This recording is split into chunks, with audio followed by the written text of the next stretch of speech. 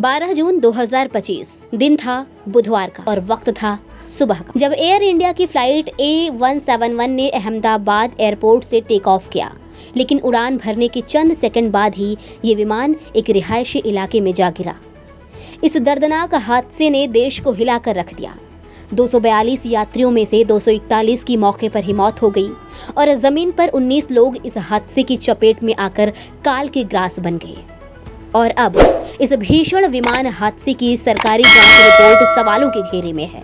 Report तैयार की aircraft accident investigation bureau यानी कि AAIB ने, लेकिन अब इस रिपोर्ट पर ही गंभीर सवाल उठाए जा रहे हैं। सरकारी एजेंसी AAIB की शुरुआती जांच रिपोर्ट को विमानन क्षेत्र के कई जानकारों ने खारिज कर दिया है। उनका कहना है कि रिपोर्ट अधूरी है, तथ्यों को नजरअंदाज किया गया है और पायलटों को जानबूझकर कटघरे में खड़ा किया गया है। विमान चालकों की संस्था ALPA यानी कि एयरलाइन पायलट्स एसोसिएशन ने तो यहाँ तक कह दिया कि ये रिपोर्ट दुराग्रह से प्रेरित है और एक तरफा है।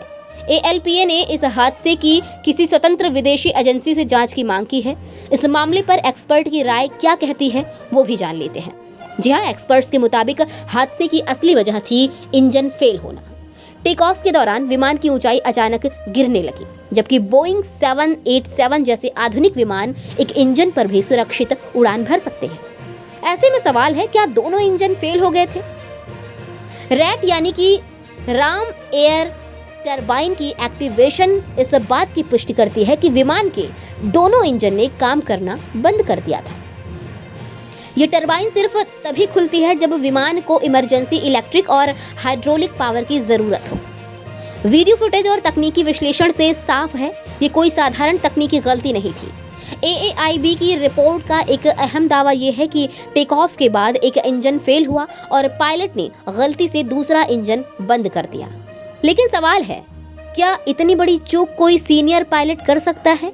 और अगर की भी तो क्या उन्होंने मानक संचालन प्रक्रिया यानी कि SOP का पालन किया या नहीं? विशेषज्ञ मानते हैं कि इस तरह दोनों इंजन का एक साथ फेल होना मॉडर्न एविएशन टेक्नोलॉजी में लगभग नामुमकिन माना जाता है। क्या फ्यूल सिस्टम में गड़बड़ी हुई थी? AAIB की रिपोर्ट कहती है कि फ्यूल ठीक था, तो फिर गलती कहाँ हुई? अब सवाल उठता है कि ये पायलट की चूक थी या सिस्टम की? क्या सच में ये हादसा सिर्फ मानवीय भूल था या इसके पीछे कोई गहरी तकनीकी या सिस्टम लेवल की लापरवाही छुपाई जा रही है?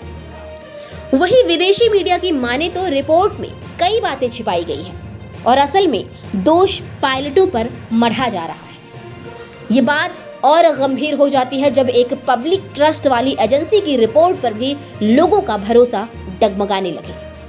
भारत के इतिहास में दर्ज हो चुके इस बड़े विमान हादसे को लेकर देश अब जवाब चाहता है। सवाल ये नहीं कि कौन दोषी है, सवाल ये है कि सच क्या है।